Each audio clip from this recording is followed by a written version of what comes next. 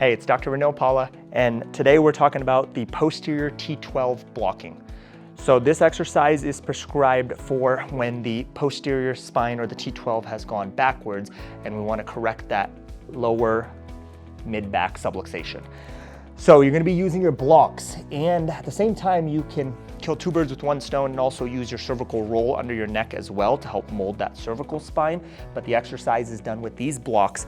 These blocks are going to be, two blocks are going to be angled together with the thinner side or the slope side facing down towards the pelvis, and then the higher side is going to be laid up like this. And the goal is to lie over the blocks, and you want the tip of the blocks to be right at about the transition between your lower back and your mid back. So it's right about where that transitions over, where this curve comes up and then this one starts. So I'm gonna have you go ahead and lie back over there, and then the roll goes right underneath your neck. So you can see that the blocks are pushing the spine up like that. I will be very honest, this is not a very comfortable exercise, and it does build up tolerance before you can handle it. So you wanna eventually work your way up to the recommended time amount. I'm gonna have you go ahead and come on up for me.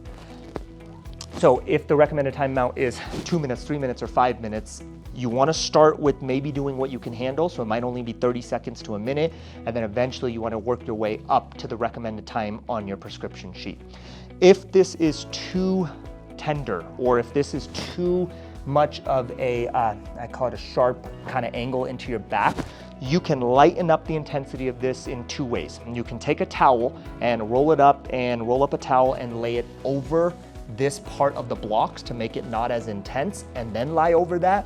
Or the second version is that you can take a towel, roll it up, and actually put it underneath your pelvis to help lift your pelvis up a little bit, so then that way it's not such a sharp rollover like that.